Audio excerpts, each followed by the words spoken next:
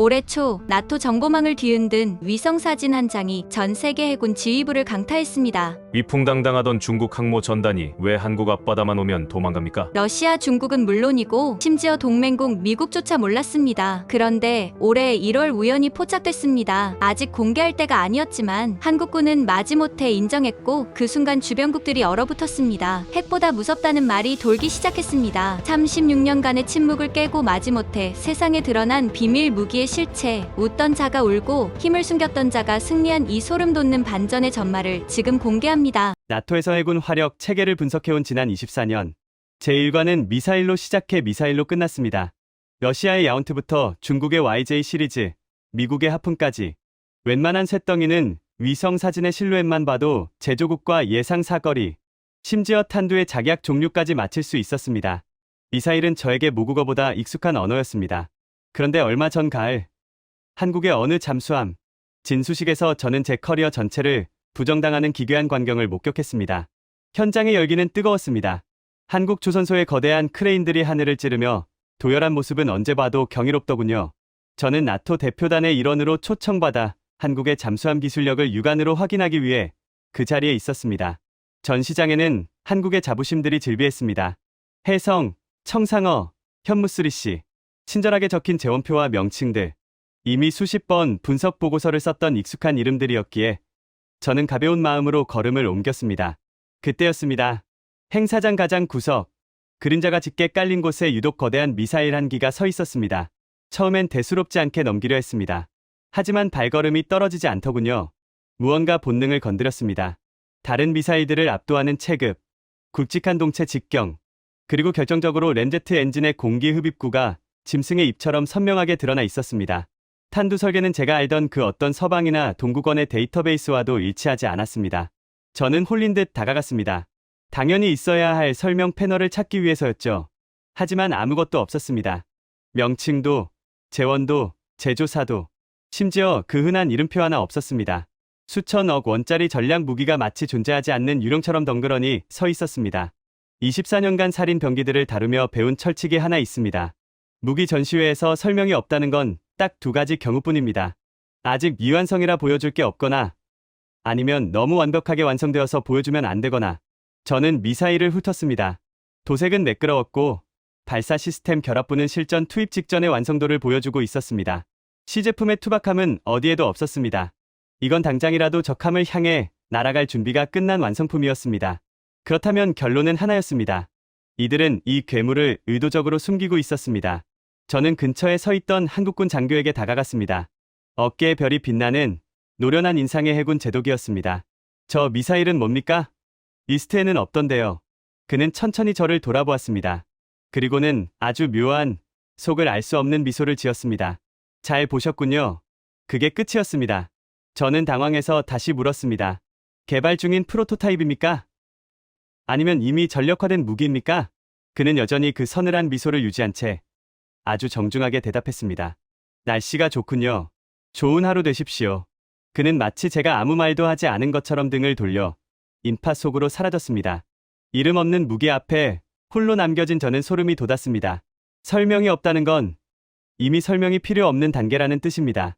알 필요가 없는 사람에게는 끝까지 침묵하겠다는 한국식 전략적 모호성의 정점이었죠.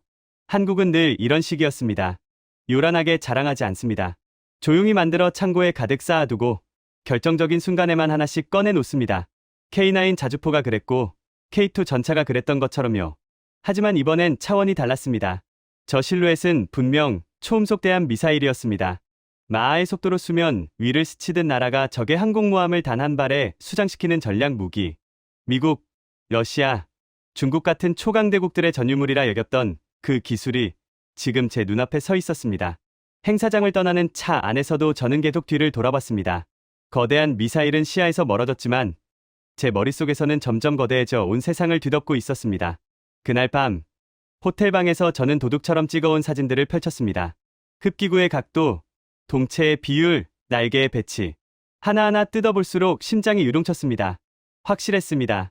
이건 러시아의 야운트 계열이었습니다. 아니, 정확히 말하면 야운트를 분석해 그 약점을 지우고 한 세대 더 진화시킨 괴물이었습니다. 러시아가 자랑하는 야운트는 서방 해군이 가장 두려워하는 악몽입니다. 마하 2.5가 넘는 속도로 방어망을 찍고 들어오니까요. 그런데 한국이 그 악몽을 계승하는 것을 넘어 더 정교하고 거대한 것을 만들어냈다고? 방사청 웹사이트는 물론 국내의 어떤 군사 잡지에도 이 미사일에 대한 기록은 단 한 줄도 없었습니다. 철저한 보안, 완벽한 은폐였습니다. 저는 떨리는 손으로 노트북을 열었습니다. 그리고 나토 본부의 동료들에게 연락을 취하기 시작했습니다. 이 침묵의 진실을 확인해야만 했습니다. 나토 본부에 긴급 연락을 취한 건 새벽 2시였습니다. 브뤼셀에서 해군 정보를 담당하는 옌스 라르손과 화상 연결이 붙었습니다. 노르웨이 출신의 베테랑 분석관으로 저와 15년 넘게 호흡을 맞춰온 동료였죠. 닐스, 이 시간에 무슨 일이야? 저는 말없이 사진 파일을 전송했습니다. 몇 초간의 침묵, 그리고 옌스의 목소리가 한 톤 낮아졌습니다. 이거 어디서 찍은 거야? 한국 잠수함 진수식. 오늘 낮에. 농담하지 마. 이 규모의 이 형태라면. 알아. 그래서 연락한 거야. 우리는 밤새 사진을 분석했습니다. 옌스가 런던의 해군 전문가 그레이엄에게, 그레이엄이 워싱턴의 펜타곤 출신 컨설턴트에게 연락망이 거미줄처럼 퍼져나갔습니다. 새벽이 되자 나토 비공식 분석 그룹 12명이 화상회의에 접속해 있었습니다. 화면에 미사일 사진이 띄워졌습니다. 누군가 먼저 입을 열었습니다. 흡기구 형태를 봐. 저 건 분명히 램제트야. 동체 길이가 야운트보다 길어 보이는데? 아니, 문제는 저 탄두 설계야. 저런 형태는 처음 봐. 저는 직접 촬영한 사진을 확대했습니다. 램제트 엔진의 흡기구가 선명하게 드러났습니다. 일반적인 터보제트와는 완전히 다른 구조였죠. 공기를 초음 속으로 빨아들여 압축하고 그 자체의 속도 에너지로 연소시키는 방식. 이론적으로는 마하 3 이상의 속도를 낼 수 있는 엔진입니다. 러시아 야운트와 비교해봤어. 옌스가 야운트의 도면을 옆에 띄웠습니다. 우리는 침묵했습니다.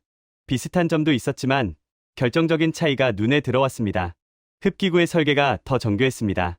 동체 비율은 더 효율적이었습니다. 무엇보다 전체적인 완성도가 야운트를 능가하는 것처럼 보였습니다. 그레이엄이 중얼거렸습니다. 한국이 이런 걸 만들고 있었다고? 정보가 전혀 없었는데 그게 핵심이었습니다. 나토 정보망에 한국이 초음속대함 미사일을 개발 중이라는 보고는 단 한 건도 없었습니다. 방산 전시회에서 본 적도 없었습니다. 국제군사 저널에 논문이 실린 적도 없었습니다. 어떤 정보기관의 브리핑에서도 언급된 적이 없었습니다. 그런데 갑자기 완성품이 나타난 겁니다. 마치 땅에서 솟아난 것처럼. 혹시 프로토타입 아닐까? 누군가 희망 섞인 질문을 던졌습니다. 저는 고개를 저었습니다. 아니야. 도색 상태를 봐. 장착 시스템도 완벽하게 결합돼 있어. 저건 당장 실전 배치 가능한 상태야. 회의실이 무거워졌습니다. 24년간 해군 무기를 분석해온 전문가 12명이 한국의 미사일 한기 앞에서 완전히 무력해진 순간이었습니다.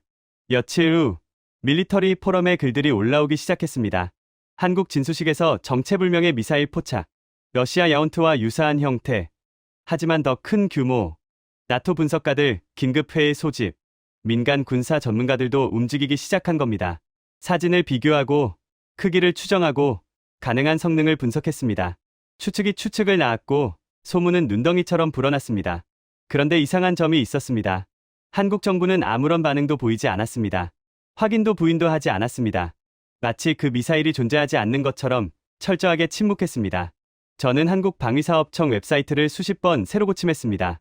국방부 보도자료를 샅샅이 뒤졌습니다. 아무것도 없었습니다.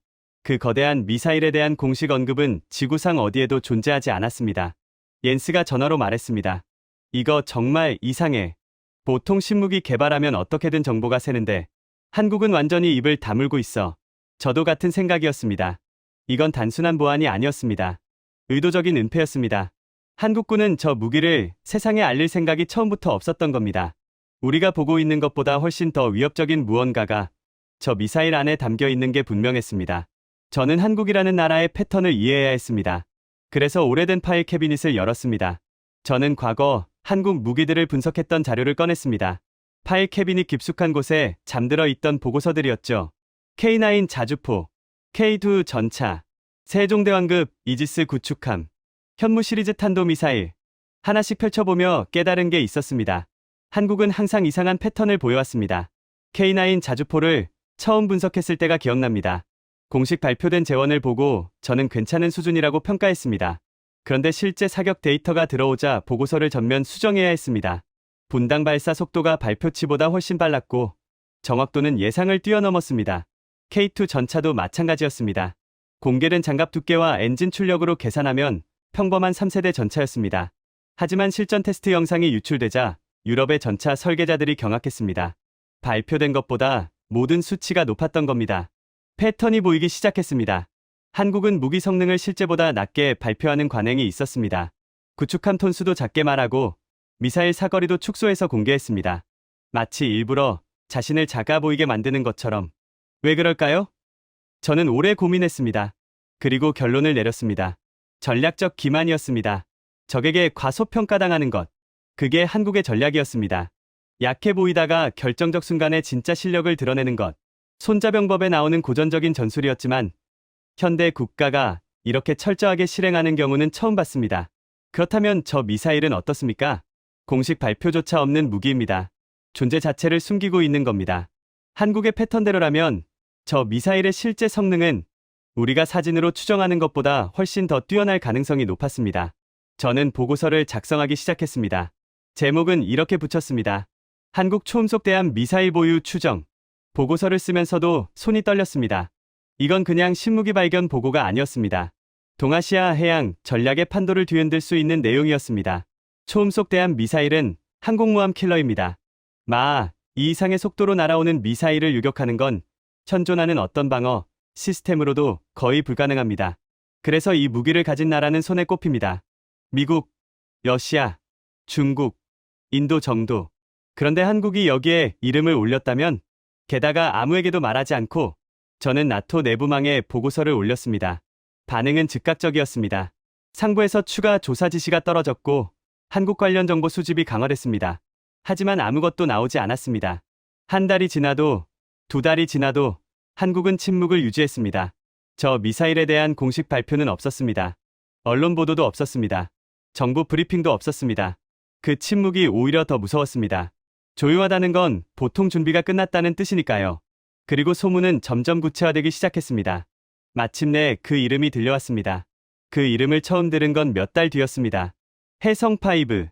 한국군이 20년 넘게 숨겨온 초음속대함 미사일의 정식 명칭이었습니다.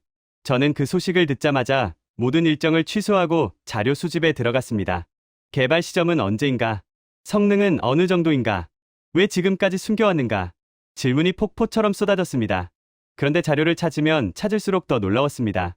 개발 시작 시점이 1990년이었습니다. 1990년입니다. 무려 30년도 더 된 과거였습니다. 그 숫자를 보는 순간 저는 의자에서 벌떡 일어났습니다. 1990년이면 냉전이 막 끝난 시기입니다. 소련이 붕괴하고 세계 질서가 재편되던 때였죠. 베를린 장벽이 무너진 직후였습니다. 그때 한국이 벌써 초음속대함 미사일을 구상하고 있었다고요? 당시 한국의 기술력을 생각해 보십시오. 지금처럼 방산 강국이 아니었습니다. K9 자주포도 없었고 K2 전차도 없었고 이지삼도 없었습니다. 자동차도 제대로 못 만든다는 소리를 듣던 시절이었습니다. 그런 시절에 초음속 미사일을 구상했다니 믿기 어려웠습니다. 하지만 그들은 시작했습니다. 그리고 묵묵히 개발했습니다. 20년이 넘도록 관련 자료를 추적하며 타임라인을 재구성했습니다. 1990년 개념 연구 시작. 당시에는 아무도 주목하지 않았습니다. 한국이 초음속 미사일을 만든다고? 농담처럼 들렸을 겁니다. 2000년대 초반 본격적인 기술 개발 착수. 램제트 엔진 연구가 시작됐습니다. 수없이 실패했다고 합니다. 엔진이 터지고 동체가 부서지고 유도 시스템이 말을 듣지 않았습니다. 2010년대 시제품 제작 단계.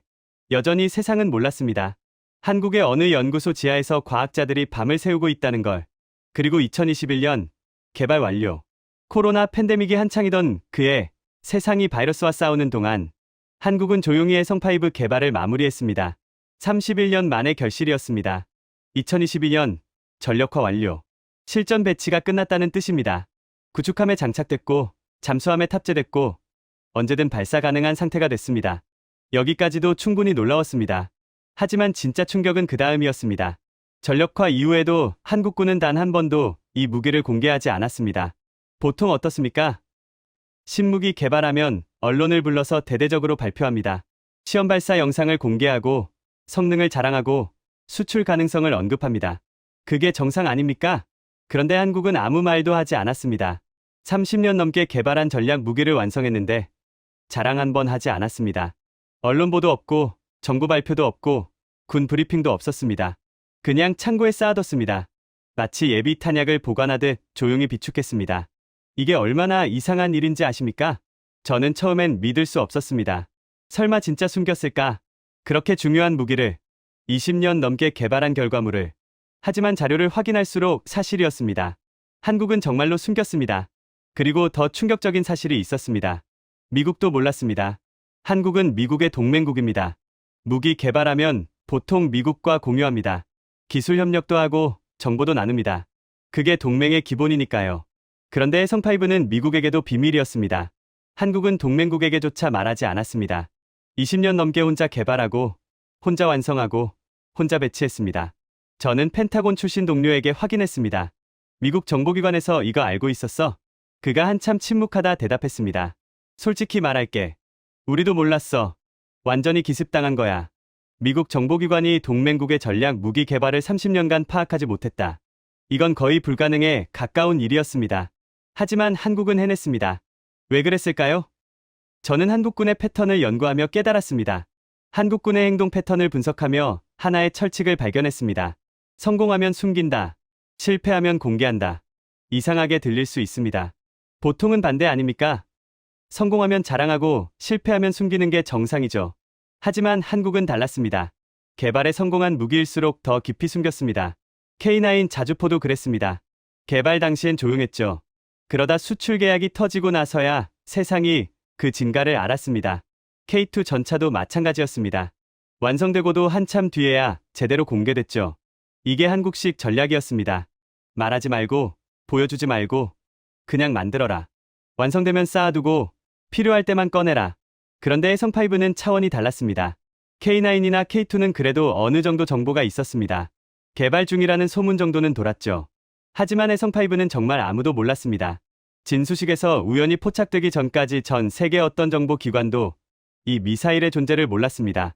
러시아도 몰랐고, 중국도 몰랐고, 미국조차 몰랐습니다.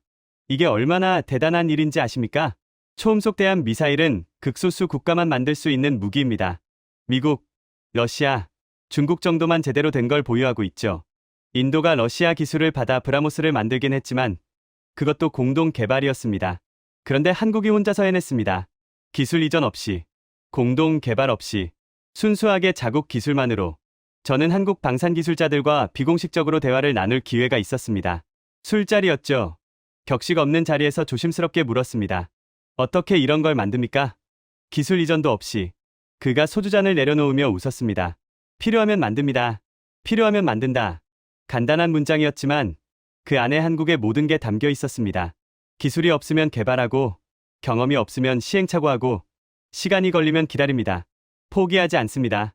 그렇게 결국 만들어냅니다. 30년이 걸렸잖아요. 그 긴 시간 동안 어떻게 계속했습니까? 그가 담배에 불을 붙이며 대답했습니다. 우리한테는 선택지가 없었어요. 만들거나, 당하거나. 둘 중 하나였죠. 저는 그 말의 무게를 느꼈습니다. 한국은 지정학적으로 위험한 위치에 있습니다. 북쪽에는 핵을 가진 북한, 서쪽에는 중국, 동쪽에는 과거의 적이었던 일본. 강대국들 사이에 낀 작은 반도 국가입니다. 그런 나라가 살아남으려면 스스로 강해지는 수밖에 없습니다. 누구도 대신 지켜주지 않으니까요. 해성5는 그 생존 본능의 결과물이었습니다.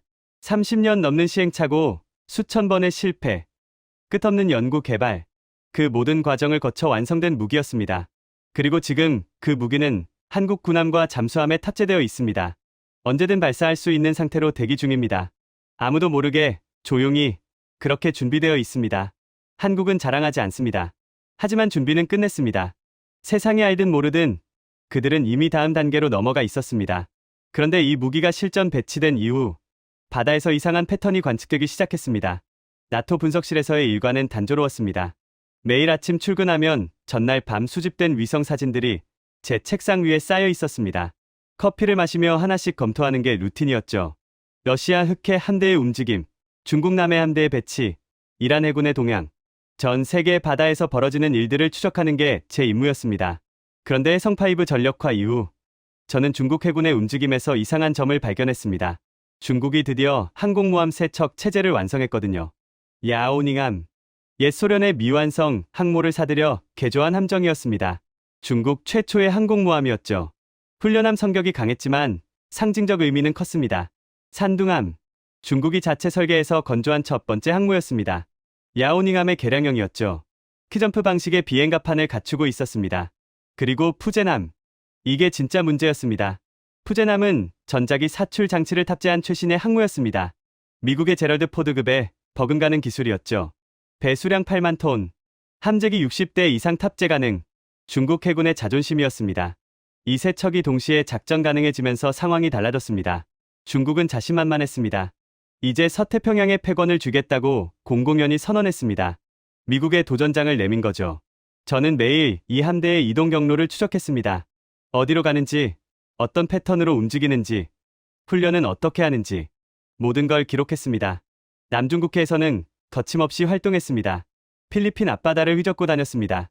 베트남 배타적 경제수역을 침범했습니다. 말레이시아 해역까지 진출했죠. 동남아 국가들이 항의했지만 중국은 무시했습니다. 동중국해에서도 마찬가지였습니다. 일본의 센카쿠 열도 주변을 수시로 돌아다녔습니다. 일본의 상자위대와 대치하는 일이 잦았죠. 긴장이 고조됐습니다. 대만 해협은 말할 것도 없었습니다. 거의 매일 함정을 보내 압박했습니다. 대만 방공식별구역을 수시로 침범했죠. 무력 시위였습니다. 중국 해군은 자신감이 넘쳤습니다. 항공모함 세 척의 힘을 과시하고 싶어 했습니다. 어디든 갔습니다. 누구도 막지 못했습니다. 그런데 이상한 점이 있었습니다. 어느 날 위성 사진을 검토하다가 눈에 띄는 게 있었습니다. 중국 함대의 항적도였습니다. 저는 지난 석 달간의 데이터를 지도에 표시해봤습니다. 중국 주요 함정들이 어디를 다녔는지 점으로 찍었죠. 남중국해는 점들로 빼곡했습니다. 동중국해도 마찬가지였습니다. 대만 해협은 거의 선으로 이어질 정도였죠. 그런데 한 곳만 비어 있었습니다. 한국 해역이었습니다. 처음엔 우연이라고 생각했습니다. 이번 분기에는 한국 쪽으로 갈 일이 없었나 보다. 훈련 일정상 그런 거겠지. 대수롭지 않게 넘겼습니다. 하지만 뭔가 걸렸습니다. 설명할 수 없는 이질감이었죠. 저는 데이터를 더 뽑아봤습니다. 석 달이 아니라 6개월치를 분석했습니다. 결과는 같았습니다. 한국 해역만 비어 있었습니다. 1년치를 봤습니다. 마찬가지였습니다. 저는 의자에서 일어나 창밖을 바라봤습니다. 불이 세례 흐린 하늘이 보였습니다. 머릿속이 복잡해졌습니다. 이건 우연이 아니었습니다. 중국 함대가 의도적으로 한국 해역을 피하고 있었습니다. 저는 과거 데이터를 더 깊이 파고들었습니다. 중국 해군의 지난 10년 활동 기록을 전부 끄집어냈습니다. 기록을 보면서 패턴이 더 명확해졌습니다. 남중국해에서는 공격적으로 활동했습니다. 필리핀의 항의를 무시하고 베트남 어선을 쫓아내고 인공섬을 건설했습니다. 거침없었죠. 동중국해에서도 마찬가지였습니다. 일본과 수시로 충돌했습니다. 센카쿠 열도 주변에서 일본 해상자위대와 대치하는 건 일상이었죠. 대만 해협은 사실상 중국의 앞마당이 됐습니다. 대만 해군이 감시하지만 중국은 아랑곳하지 않았습니다. 그런데 한국 해역만은 달랐습니다. 접근 기록이 거의 없었습니다. 훈련도 안 하고 정찰도 안 하고 심지어 단순 통과조차 드물었습니다. 저는 지도에 선을 그어봤습니다. 한국 해역에서 500km 떨어진 지점에 원을 그렸습니다. 중국 함대는 그 원 안에 거의 들어오지 않았습니다. 마치 보이지 않는 벽이 있는 것처럼. 왜입니까? 일본 해역에는 갑니다. 대만 해협에는 갑니다. 필리핀 앞바다에는 갑니다. 그런데 왜 한국 해역만 안 갑니까? 저는 몇 가지 가설을 세워봤습니다. 첫 번째 가설. 외교적 고려. 중국이 한국과의 관계를 의식해서 자제하는 걸까? 하지만 이건 말이 안 됐습니다. 중국은 사드 배치 문제로 한국의 경제 보복까지 했던 나라입니다. 한국 눈치를 볼 이유가 없죠. 게다가 일본과는 훨씬 관계가 나쁩니다. 역사 문제, 영토 분쟁, 안보 갈등. 그런데도 일본 앞바다는 수시로 갑니다. 외교적 고려 때문이라는 건 설득력이 없었습니다. 두 번째 가설. 훈련 구역 문제. 한국 해역이 훈련에 적합하지 않은 걸까? 이것도 아니었습니다. 공해상에서는 자유롭게 이동할 수 있습니다. 동해나 서해 공해 구역에서 훈련하는 건 아무 문제가 없죠. 세 번째 가설. 미군 존재. 한국에 주한미군이 있으니까 조심하는 걸까? 하지만 일본에는 주일미군이 더 많습니다. 오키나와에는 거대한 미군 기지가 있죠. 그래도 중국은 일본 해역에 갑니다. 세 가지 가설이 모두 기각됐습니다. 그렇다면 답은 하나였습니다. 위협이 있다는 겁니다. 중국 함대가 접근하지 못할 만큼 강력한 위협이. 저는 의자를 돌려 창밖을 바라봤습니다. 어둠이 내리고 있었습니다. 분석실에는 저만 남아 있었습니다. 한국 해역에 뭐가 있는 겁니까? 그때 제 머릿속에 떠올랐습니다. 해성5. 몇 달 전 잠수함 진수식에서 봤던 그 미사일. 설명 없이 서 있던 그 거대한 무기. 마3, 사거리 500km. 저는 컴퓨터로 돌아가 계산을 시작했습니다. 한국 잠수함이 동해에 배치되어 있다면 해성5의 사거리가 어디까지 미칠까? 지도에 원을 그렸습니다. 반경 500km. 동해 대부분이 커버됐습니다. 울릉도, 독도는 물론이고 일본 서해안 일부까지 사정권이었습니다. 서해는 어떨까요? 서해에 잠수함이 배치되면 중국 산둥반도 일부까지 사정권에 들어왔습니다. 황해중앙부가 완전히 커버됐습니다. 저는 두 개의 원을 겹쳐봤습니다. 동해와 서해 잠수함 사거리 범위를 한반도 주변 해역 전체가 커버됐습니다. 빈틈이 없었습니다. 등골이 서늘해졌습니다. 이게 중국이 피해가는 이유였습니다. 500km 안에 들어오면 언제 어디서 해성5가 날아올지 모릅니다. 잠수함이 어디 숨어 있는지도 모릅니다. 마3으로 날아오면 막을 방법도 없습니다. 항공모함을 끌고 들어갔다가 한 방에 격침당할 수 있습니다. 10조 원짜리 항모가 수천 명의 승조원이, 어떤 지휘관이 그 위험을 감수하겠습니까? 저는 다음 날 아침 옌스에게 연락했습니다. 잠깐 볼 수 있어? 보여줄 게 있어. 그가 제 분석실로 왔습니다. 저는 모니터에 지도를 띄웠습니다. 중국 함대의 항적도와 해성5 사거리 원이 겹쳐진 화면이었죠. 옌스가 한참 화면을 들여다봤습니다. 그의 표정이 점점 굳어졌습니다. 이거 너가 분석한 거야? 어제 밤새 작업했어. 중국 함대가 한국 해역을 피하고 있다.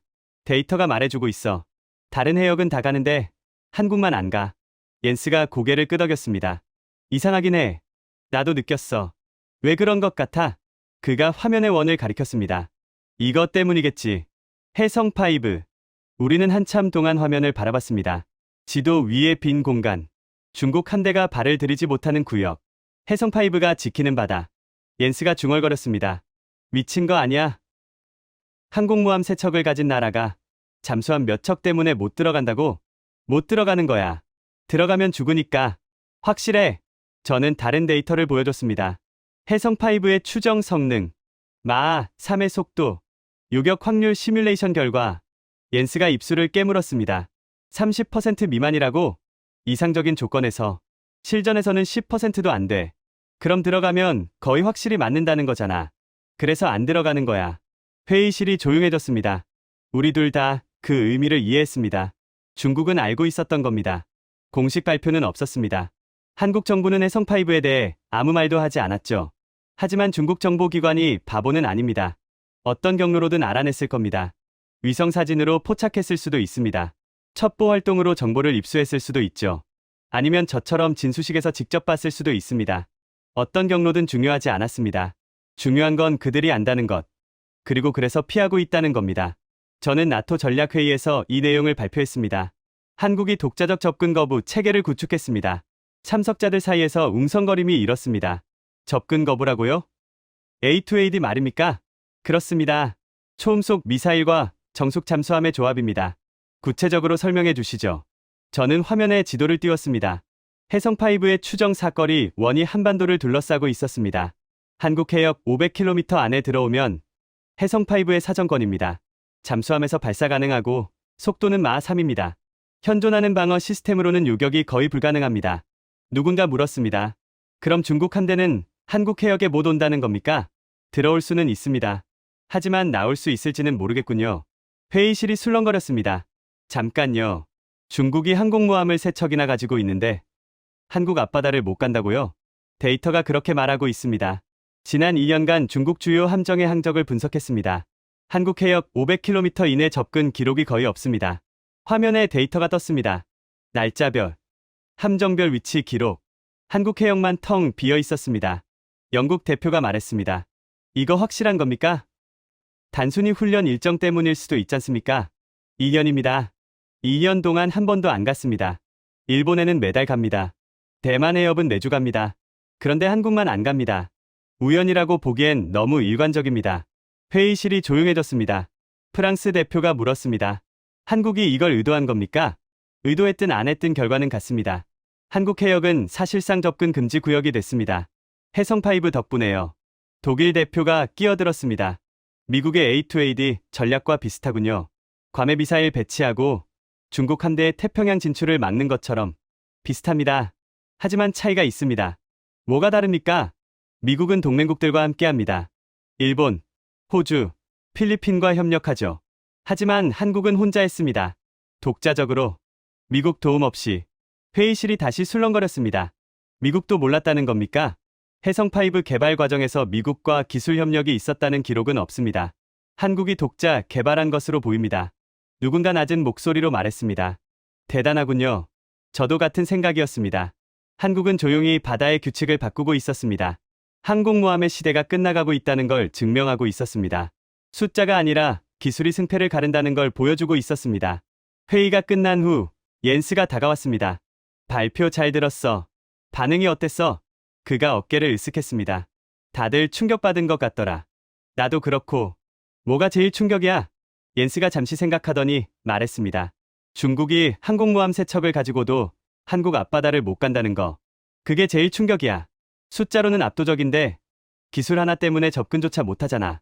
저는 고개를 끄덕였습니다. 그게 핵심이야. 바다는 이제 숫자의 시대가 아니야. 옌스가 창밖을 바라보며 말했습니다. 한국이 이걸 어떻게 해낸 거지? 30년 전만 해도 그냥 개발도상국이었잖아. 저는 한국 기술자가 했던 말을 떠올렸습니다. 필요하면 만든대. 그게 그들 방식이야. 옌스가 피식 웃었습니다. 단순하네. 단순하지만 무서운 거지. 우리는 한참 동안 말없이 서 있었습니다. 바다의 질서가 바뀌고 있었습니다. 한국이 바꾸고 있었습니다. 조용히, 아무도 모르게, 하지만 확실하게. 해성5의 성능을 분석하면 할수록 한 가지 결론에 도달했습니다. 이건 방어할 수 없다는 겁니다. 마하 3입니다. 이 숫자가 얼마나 무서운지 설명하겠습니다. 마하 3은 음속의 3배입니다. 시속으로 환산하면 3,800km죠. 서울에서 부산까지 직선거리가 약 320km입니다. 해성5는 이 거리를 5분 만에 주파합니다. 더 직관적으로 말씀드릴까요? 1초에 1km를 날아갑니다. 눈을 한 번 깜빡이는 사이에 1km를 이동합니다. 심장이 한 번 뛸 때마다 1km씩 다가옵니다. 이게 무슨 뜻인지 아십니까? 시나리오를 그려보겠습니다. 어느 날 중국 해군의 최신의 구축함이 작전 중입니다. 이지스급의 버금가는 방공 시스템을 갖춘 함정이죠. 레이더 담당 장교가 화면을 주시하고 있습니다. 평화로운 바다입니다. 아무 이상 없습니다. 그때 레이더에 뭔가 잡힙니다. 50km 밖에서 고속 접근 물체 탐지. 속도 마하 3. 장교의 얼굴이 창백해집니다. 손이 떨립니다. 그가 외칩니다. 고속대함 미사일 접근. 거리 50km. 함장이 달려옵니다. 전투 배치 명령이 떨어집니다. 경보음이 울립니다. 승무원들이 각자 위치로 뛰어갑니다. 그런데 문제가 있습니다. 50초밖에 없습니다. 50km를 1초에 1km씩 날아오니까요. 탐지 순간부터 타격까지 50초. 50초 동안 뭘 할 수 있습니까? 경보를 올립니다. 5초. 상황을 판단합니다. 10초. 요격, 미사일 발사 준비를 합니다. 15초. 발사 버튼을 누릅니다. 5초. 요격, 미사일이 날아갑니다. 남은 시간 15초. 요격, 미사일이 목표물까지 도달하는 데 걸리는 시간 최소 10초. 계산이 맞지 않습니다. 시간이 턱없이 부족합니다. 게다가 이건 이상적인 시나리오입니다. 모든 게 완벽하게 작동한다고 가정한 겁니다. 레이더가 즉시 탐지하고 승무원이 즉시 대응하고 시스템이 즉시 작동한다고 가정한 거죠. 현실은 다릅니다. 레이더 담당자가 화면을 보고 있지 않을 수 있습니다. 커피를 마시고 있었을 수도 있고 잠깐 화장실에 갔을 수도 있습니다. 탐지가 5초 늦어집니다. 함장이 즉시 결정을 내리지 못할 수 있습니다. 정말 미사일인지 오탐지는 아닌지 확인하느라 3초가 지나갑니다. 요격 시스템에 사소한 오류가 있을 수 있습니다. 재부팅하는데 7초가 걸립니다. 이렇게 되면 50초가 30초로 줄어듭니다. 30초 안에 초음속 미사일을 요격해야 합니다. 불가능합니다. 그런데 더 무서운 게 있습니다.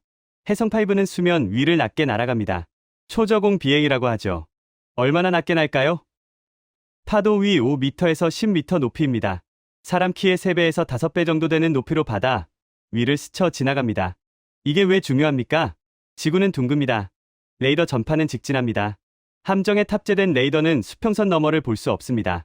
물리적으로 불가능합니다. 지구 곡률 때문에 시야가 막히거든요. 일반적인 함정의 레이더 탐지 범위는 수평선까지입니다. 레이더 안테나 높이에 따라 다르지만 대략 30에서 40km 정도죠. 그런데 해성5는 수면 바로 위를 날아옵니다. 레이더 전파가 닿기 어려운 사각지대로 파고드는 겁니다. 결과가 뭡니까? 50km가 아니라 30km, 심지어 20km까지 접근해도 탐지 못할 수 있습니다. 20km면 20초입니다. 20초 안에 뭘 할 수 있습니까? 경보 올리고 요격 미사일 쏘기도 빠듯합니다. 제대로 된 대응은 사실상 불가능하죠. 저는 동료 옌스와 함께 시뮬레이션을 돌려봤습니다. 최신 이지스함이 해성5를 요격할 확률을 계산한 겁니다. 시뮬레이션 조건은 이랬습니다. 이지스함이 완벽한 상태로 경계 중이다. 레이더가 정상 작동 중이다. 승무원이 최고 수준으로 훈련되어 있다. 모든 시스템이 즉각 반응한다. 이상적인 조건이었습니다. 현실에서는 거의 불가능한 완벽한 상황을 가정한 거죠. 결과가 어땠을까요? 요격 확률 30% 미만. 옌스가 결과를 보더니 고개를 저었습니다. 이게 말이 돼? 이상적인 조건에서도 30%가 안 된다고? 저도 믿기 어려웠습니다. 그래서 다시 돌려봤습니다. 결과는 같았습니다. 3번, 4번 반복해도 마찬가지였습니다. 요격 확률은 30%를 넘지 못했습니다. 그럼 실전 상황은 어떨까요? 실전에서는 모든 게 완벽하지 않습니다. 장비 오류, 인간 실수, 예상치 못한 변수들이 발생합니다. 승무원이 피로에 지쳐 있을 수도 있고 레이더에 노이즈가 낄 수도 있죠. 실전 상황을 가정한 시뮬레이션 결과는 충격적이었습니다. 요격 확률 10% 미만, 90% 확률로 맞는다는 뜻입니다. 저는 옌스에게 말했습니다. 이건 요격이 아니야. 운이야. 그가 한숨을 쉬며 대답했습니다. 운이 좋으면 살고 나쁘면 죽는 거지. 미해군이 세계 최고의 탐지 시스템을 갖고 있습니다. 이지스 레이더, 조기 경보기, 정찰 위성까지 동원하죠. 수십 년간 수조 달러를 투자해서 만든 방어 체계입니다. 그런데도 마하 3 초저공 미사일은 버겁습니다. 러시아의 야운트가 그랬습니다. 나토 해군이 가장 두려워하는 무기 중 하나였죠. 마하 2.5 속도로 날아와서 방어가 거의 불가능했습니다. 해성5는 야운트보다 빠릅니다. 마하 3입니다. 야운트보다 20% 빠른 겁니다. 20%. 별것 아닌 것 같죠? 절대 아닙니다. 미사일 속도가 빨라지면 방어 시간이 줄어듭니다. 단순히 비례해서 줄어드는 게 아닙니다. 기하급수적으로 줄어듭니다. 마하 2.5에서 마하 3으로 20% 빨라지면 대응 시간은 30% 이상 줄어듭니다. 요격 기회는 절반 가까이 감소합니다. 운동 에너지도 마찬가지입니다. 운동 에너지는 속도의 제곱에 비례합니다. 속도가 20% 빨라지면 에너지는 44% 증가합니다. 즉, 해성5가 야운트보다 40% 이상 강력한 파괴력을 갖는다는 뜻입니다. 마하 2.5와 마하 3의 차이는 막을 수 있느냐 없느냐의 차이입니다. 항공모함은 어떻습니까? 더 심각합니다. 항공모함은 크고 느립니다. 전장이 300m가 넘고 배수량이 10만 톤에 달하죠. 이런 거대한 물체가 회피 기동을 한다? 물리적으로 불가능합니다. 급격하게 방향을 틀려면 최소 수십 초가 필요합니다. 해성5가 날아오는 동안 항모는 거의 움직이지 못합니다. 그냥 맞을 수밖에 없습니다. 해성5 한 발의 탄두 중량은 공개되지 않았습니다. 하지만 유사한 미사일들의 사례를 보면 200에서 300kg 정도로 추정됩니다. 이게 마하 3으로 날아와서 박힙니다. 운동 에너지만으로도 엄청난 파괴력입니다. 거기에 폭발까지 더해지면 항공모함 측면에 직경수 미터짜리 구멍이 뚫립니다. 해수가 밀려 들어옵니다. 내부에서 2차 폭발이 일어납니다. 함교를 맞추면 지휘 체계가 마비됩니다. 비행갑판을 맞추면 항공기 운용이 불가능해집니다. 기관실을 맞추면 추진력을 잃습니다. 침몰까지는 안 가더라도 전투 불능은 확실합니다. 10조 원짜리 항공모함이 단 한 발에 무력화되는 겁니다. 게다가 한 발만 오지 않습니다. 포화 공격이 가능합니다. 잠수함 한 척에서 여러 발을 동시에 발사합니다. 수상함에서도 쏩니다. 해안기지에서도 쏠 수 있습니다. 10발이 동시에 날아온다고 가정해 봅시다. 이지스함 한 척이 동시에 추적할 수 있는 목표는 제한되어 있습니다. 이론적으로는 수십 개까지 가능하지만 실제로 동시에 유격할 수 있는 미사일 수는 훨씬 적습니다. 10발이 사방에서 날아오면 방어 시스템이 과부하에 걸립니다. 우선순위를 정하는 데만 몇 초가 소모됩니다. 그 사이 미사일은 수 킬로미터를 더 접근합니다. 한두 발은 막을 수 있을지 모릅니다. 하지만 나머지는 20발이라면 30발이라면 전부 막을 방법은 없습니다. 저는 중국 해군 지휘관 입장에서 시나리오를 그려봤습니다. 항공모함 전단을 이끌고 작전 중입니다. 야오닝함을 중심으로 구축함 6척, 호위함 4척이 호위하고 있습니다. 동아시아 최강의 함대입니다. 임무는 한국 해역 인근까지 진출해서 세력을 과시하는 겁니다. 함대가 한국 해역 500km 지점까지 접근합니다. 여기서부터가 해성5의 사정권입니다. 지휘관은 알고 있습니다. 한국 잠수함들이 어딘가에 숨어 있다는 걸. 하지만 어디 있는지는 모릅니다. 한국 잠수함은 정숙성이 뛰어나서 탐지가 거의 불가능하거든요. 바다 어딘가에서 한국 잠수함이 지켜보고 있습니다. 잔망경 너머로 중국 함대를 관찰합니다. 항로를 추적합니다. 거리를 계산합니다. 사격 제원을 입력합니다. 발사 버튼 위에 손가락이 올라갑니다. 중국 함대는 모릅니다. 자기들이 조준당하고 있다는 걸. 그냥 평화롭게 항해합니다. 레이더에는 아무것도 안 잡힙니다. 바다는 고요합니다. 그러다 갑자기 경보가 울립니다. 고속 접근 물체 탐지. 방위 030. 거리 30km. 속도 마하 3. 추가 탐지. 방위 060에서도 접근 중. 또 있습니다. 방위 120. 여러 방향에서 동시에 날아옵니다. 함장의 얼굴이 굳어집니다. 30초 안에 결정을 내려야 합니다. 요격 미사일을 쏩니다. 한두 발은 맞출 수도 있습니다. 하지만 나머지는 90% 확률로 항모가 피격당합니다. 10조 원짜리 항공모함입니다. 수천 명의 승무원이 타고 있습니다. 조종사들, 정비사들, 의료진, 취사병까지. 한 발이 빗나가면 수백 명이 죽습니다. 그걸 90% 확률의 주사위, 게임에 걸 수 있습니까? 어떤 지휘관이 그런 도박을 하겠습니까? 답은 명확합니다. 접근하지 않는 겁니다. 처음부터 해성5 사정권 안에 들어가지 않는 거죠. 500km 밖에서 머무르는 겁니다. 안전거리를 유지하는 겁니다. 그래서 중국 함대가 피해가는 겁니다. 군사적으로 합리적인 선택입니다. 위험을 감수할 이유가 없으니까요. 항공모함을 잃느니 그냥 우회하는 게 낫습니다. 한국은 이걸 노렸습니다. 실제로 싸울 필요가 없습니다. 미사일 한 발 쏠 필요도 없습니다. 그냥 존재하는 것만으로 충분합니다. 우리한테 해성5가 있다는 사실 하나만으로 적의 접근을 차단합니다. 위험의 가능성만으로 억제력이 생기는 겁니다. 이게 진짜 무서운 점입니다. 해성5는 아직 실전에서 쏜 적이 없습니다. 진짜 항공모함을 격침시킨 적이 없습니다. 하지만 그럴 필요가 없습니다. 쏠 수 있다는 것, 맞으면 끝난다는 것, 막을 방법이 없다는 것. 이 세 가지 사실만으로 충분합니다. 적은 스스로 물러납니다. 싸우기도 전에 포기합니다. 제가 동료들에게 말했습니다. 이건 요격이 아니라 운이다. 방어가 아니라 회피다. 해성5 앞에서는 선택지가 두 개뿐이야. 맞거나 안 들어가거나. 그들도 동의했습니다. 맞아. 들어가면 끝이야. 운에 맡길 수밖에 없어. 함대의 개념이 무너지고 있었습니다. 200년간 해전을 지배했던 원칙이 흔들리고 있었습니다. 큰 배가 작은 배를 이긴다. 많은 배가 적은 배를 이긴다. 항공모함이 해전의 왕이다. 이 모든 공식이 해성5 앞에서 무력해졌습니다. 숫자가 많아도 소용없습니다. 덩치가 커도 의미 없습니다. 항공모함 세 척이 있어도 초음속 미사일 앞에서는 거대한 표적일 뿐입니다. 한국은 그걸 증명했습니다. 잠수함 몇 척과 미사일 몇십 발로 항공모함 세 척을 가진 함대를 묶어뒀습니다. 단 한 발도 쏘지 않고요. 그냥 가지고 있다는 사실만으로. 이게 21세기 해전입니다. 보이지 않는 곳에서 날아오는 초음속 미사일.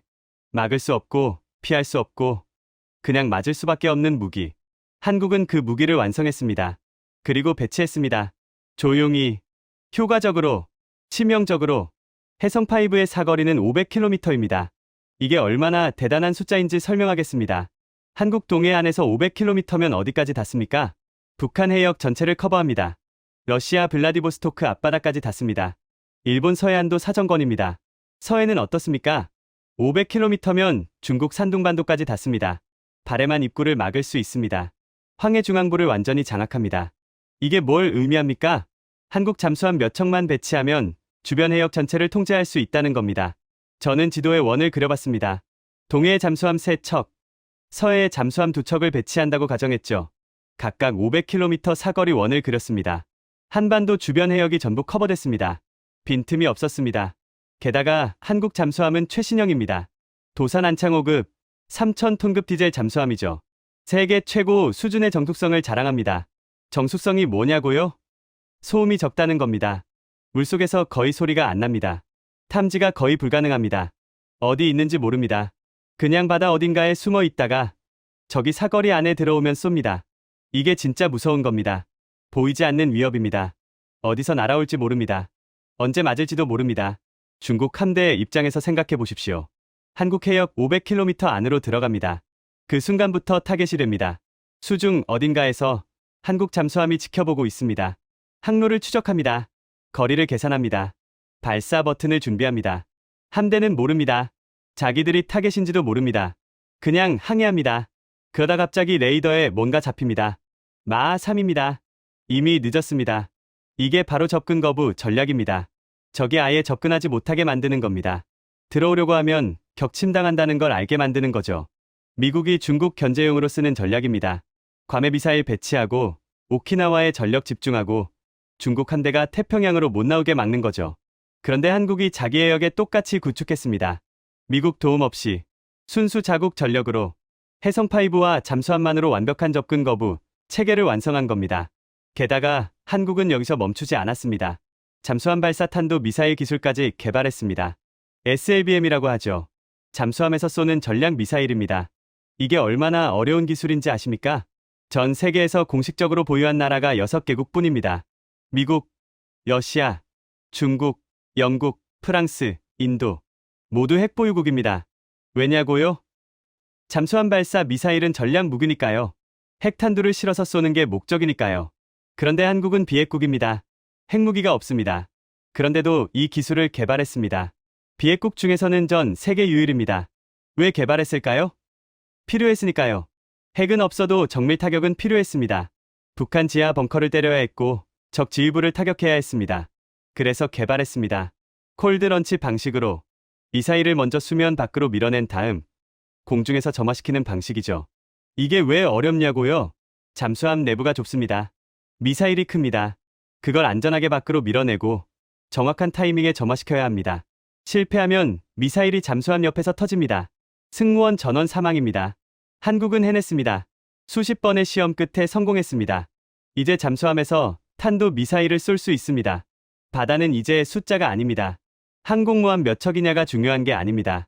구축함이 몇십 척이냐도 의미 없습니다. 중요한 건 기술입니다. 보이지 않는 잠수함, 막을 수 없는 미사일, 정확한 타격 능력. 이게 21세기의 전의 핵심입니다. 한국은 그 핵심을 장악했습니다. 숫자에서는 밀려도 기술에서는 앞섰습니다. 그래서 중국 한 대를 묶어뒀습니다. 중국 해군 전략이 흔들리고 있었습니다. 제1도련선 장악 계획에 균열이 갔습니다. 한국이라는 변수를 계산 못했던 겁니다. 해성5가 정말 대단한 이유는 성능만이 아닙니다. 그 안에 들어간 모든 핵심 기술이 순수 국산이라는 점입니다. 이게 얼마나 놀라운 일인지 설명하겠습니다. 초음속대함 미사일을 만들려면 필수 기술이 있습니다. 바로 램제트 엔진입니다. 마하 3 이상의 속도를 내려면 일반 제트 엔진으로는 불가능합니다. 램제트가 필수죠. 램제트 엔진은 극소수 국가만 보유한 기술입니다. 미국, 러시아, 프랑스 정도만 실용화했습니다. 중국도 최근에야 겨우 손에 넣은 수준이죠. 이 기술이 왜 어려운가? 엔진 안으로 공기를 초음속으로 받아들이면서도 연소는 암속으로 시켜야 합니다. 모순적이죠. 공기는 빠르게 들어오는데 태우는 건 천천히 해야 한다는 겁니다. 게다가 고온 고압 환경을 견뎌야 합니다. 마하 3으로 날아가면 엔진 온도가 섭씨 수천 도까지 올라갑니다. 이 환경에서 안정적으로 작동해야 하는 겁니다. 러시아가 야온트 개발하는데 20년 걸렸습니다. 프랑스도 비슷했죠. 그만큼 어려운 기술입니다. 그런데 한국은 더 나아갔습니다. 그냥 램제트가 아니라 덕티드 램제트 엔진을 개발했습니다. 덕티드 램제트가 뭡니까?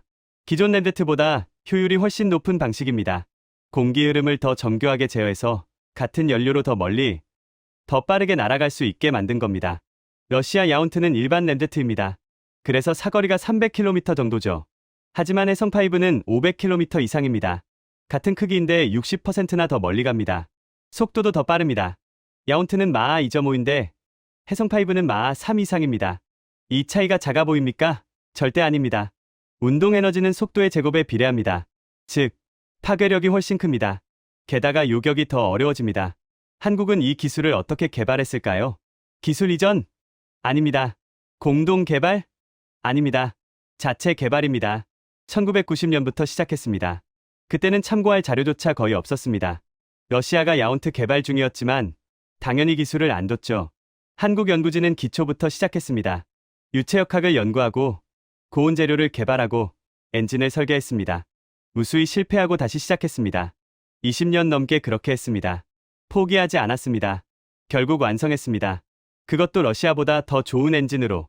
해성5에 또 다른 핵심 기술이 있습니다. 정밀 유도 시스템입니다. 마하 3으로 쏘면 위를 날아가면서 표적을 정확히 맞춰야 합니다. 이게 얼마나 어려운지 아십니까? 파도가 칩니다. 배가 움직입니다. 미사일도 흔들립니다. 이 모든 변수를 계산해서 오차 범위 1m 안에 맞춰야 합니다. 한국은 이것도 해냈습니다. 현무 미사일 개발하며 쌓은 기술이었습니다. 현무 시리즈는 정확도로 유명합니다. 수백 킬로미터 날아가서 몇 미터 오차로 맞춥니다. 북한갱도 입구를 정확히 타격하기 위해 개발한 기술이죠. 그 기술을 해성5에 적용했습니다. 바다 위를 초음속으로 날아가면서도 원하는 지점을 정확히 맞춥니다. 함교를 노리면 함교에 꽂힙니다. 탄약고를 노리면 탄약고를 타격합니다. 저는 시뮬레이션을 돌려봤습니다. 해성5가 항공모함을 타격하는 시나리오였죠. 결과가 충격적이었습니다. 10발 중 9발이 정확히 조준점에 명중했습니다. 90% 명중률입니다. 초음속 미사일에서 이런 정확도는 전례가 없습니다. 러시아 야운트는 70% 정도입니다. 그것도 우수한 편이죠. 하지만 해성5는 90%입니다. 이 차이가 뭘 의미합니까? 10발 쏘면 9발 맞는다는 겁니다. 항공모함의 9발이 명중하면 전투 불능은 확실하고 침몰 가능성도 높습니다. 그리고 이 모든 기술이 국산입니다. 엔진도, 유도 시스템도, 탄두도 전부 한국이 만들었습니다. 외국 기술 하나 없습니다. 라이선스 생산도 아닙니다. 순수 자체 개발입니다. K9 자주포도 일부 부품은 수입합니다.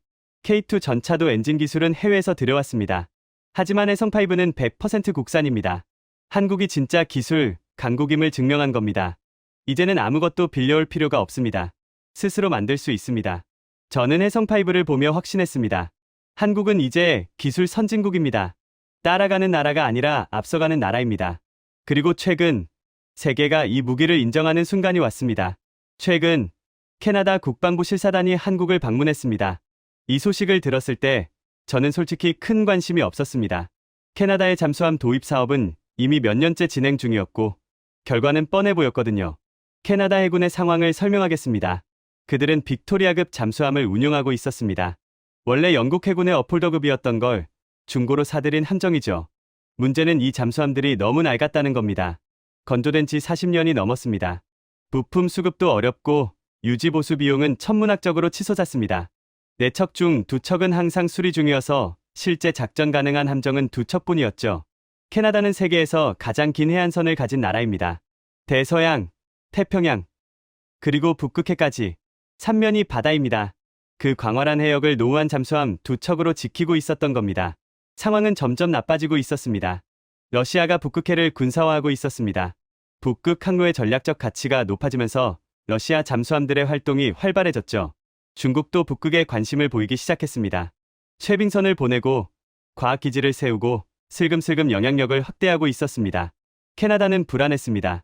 북극해가 강대국들의 각축장이 되어가는데 자신들은 제대로 된 잠수함도 없었으니까요. 새 잠수함이 절실했습니다. 캐나다 국방부는 대형 입찰을 발표했습니다. 디젤 잠수함 12척 도입 사업. 예산 규모만 수십조 원에 달하는 초대형 프로젝트였습니다. 후보 업체들이 줄을 섰습니다. 프랑스의 나발 그룹, 스콜펜급 잠수함으로 세계 시장을 석권한 명가였습니다. 호주, 브라질, 인도 등에 수출한 실적이 화려했죠. 독일의 티센크루프, 214형 잠수함의 본가였습니다. 조용하기로 유명한 독일제 잠수함은 이스라엘, 이집트, 한국 등 까다로운 고객들도 선택한 명품이었습니다. 스웨덴의 사브 코크룸스, 고틀란드급으로 유명했죠. 미 해군 훈련에서 항공모함을 가상 격침시켜 세계를 놀라게 한 잠수함을 만든 곳입니다. 그리고 한국의 하나오션. 솔직히 말해서 한국은 가능성이 낮아 보였습니다. 유럽 업체들은 전통이 있었습니다. 잠수함 건조 역사가 100년이 넘었죠. 검증된 설계, 풍부한 수출 경험, 그리고 나토 회원국이라는 정치적 이점까지 모든 면에서 유럽이 앞섰습니다. 한국, 잠수함 수출 경험이 거의 없었습니다. 인도네시아에 소형 잠수함 3척을 판 게 전부였죠.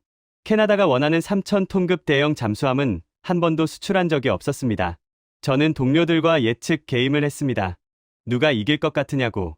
대부분 프랑스를 점찍었습니다. 몇몇은 독일을 꼽았죠. 한국을 고른 사람은 아무도 없었습니다. 저도 마찬가지였습니다. 한국이 이길 거라고는 생각도 못했습니다. 그런데 이상한 일이 벌어졌습니다.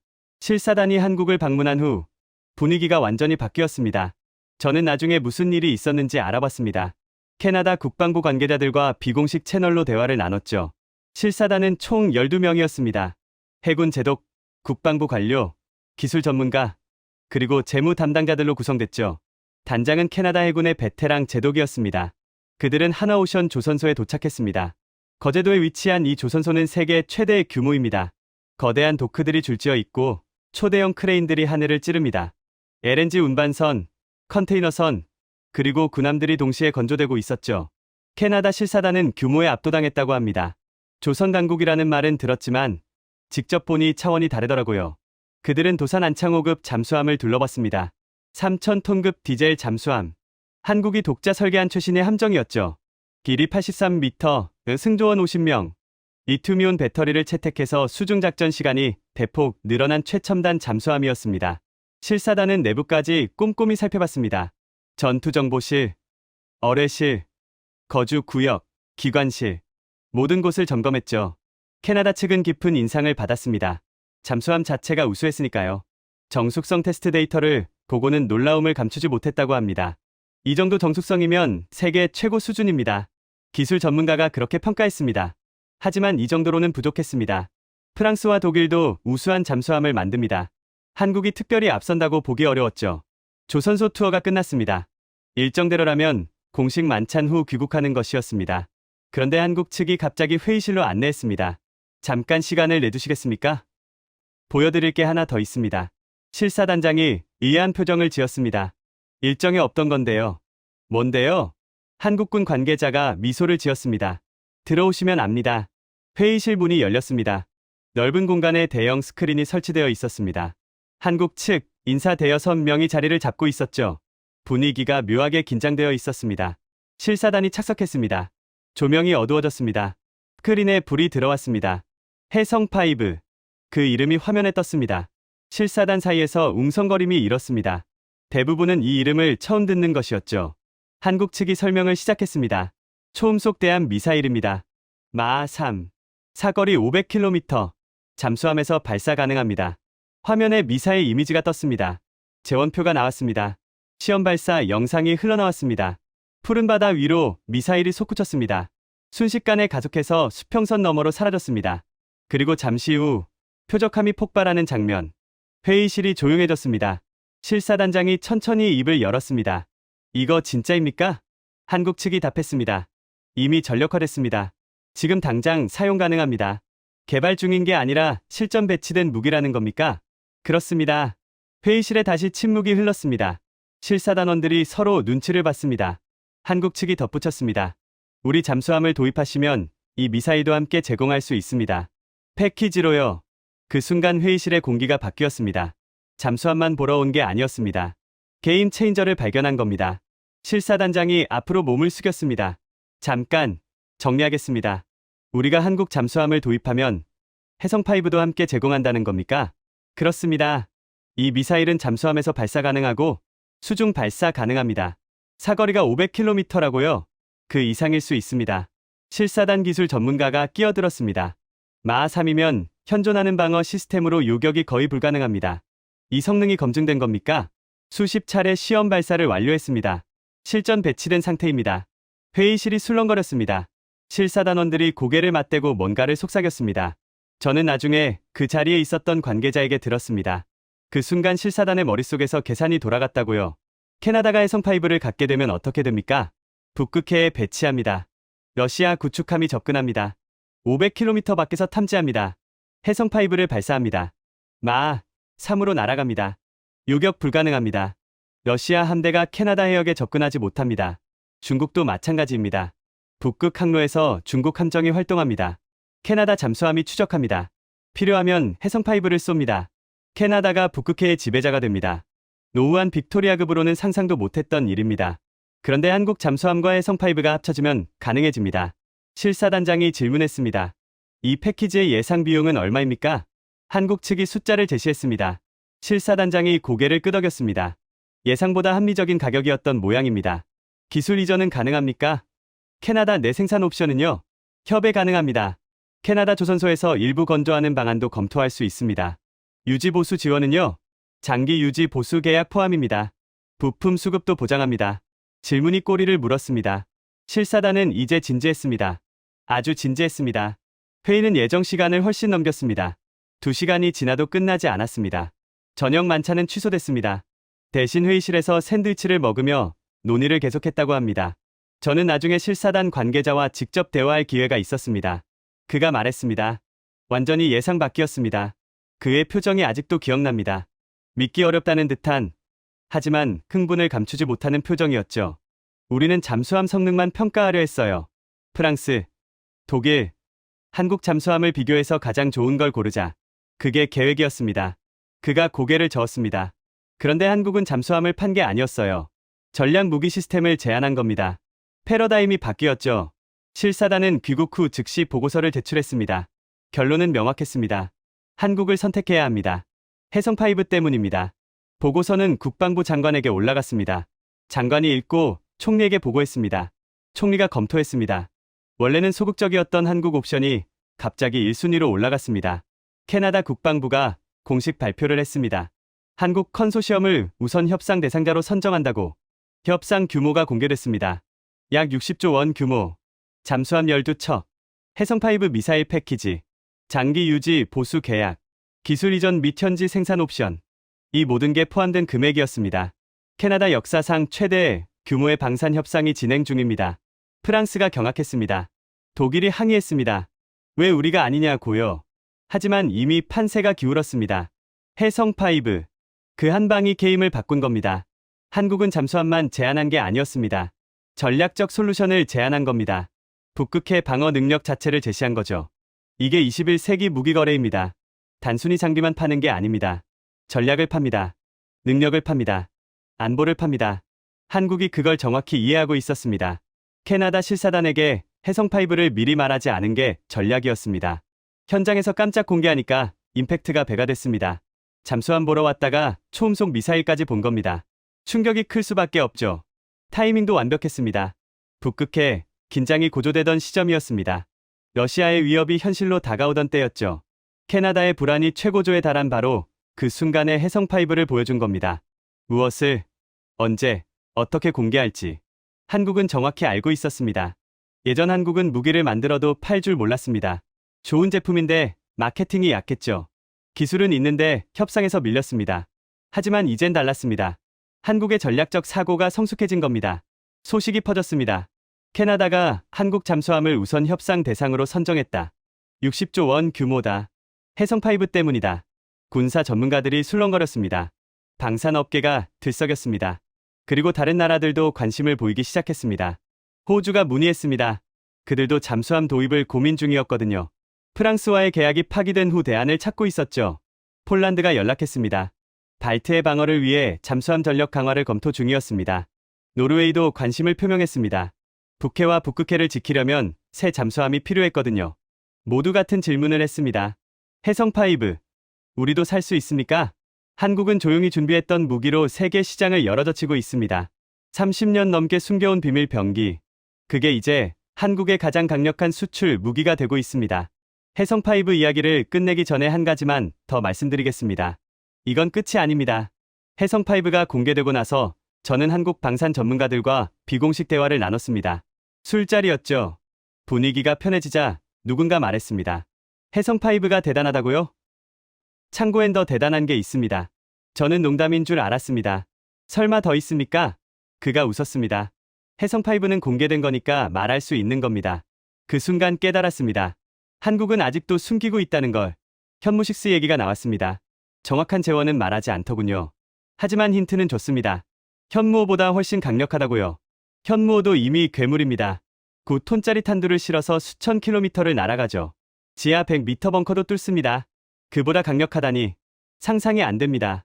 도대체 뭘 타격하려고 그런 무기를 만든 겁니까? 차세대 해성 얘기도 나왔습니다.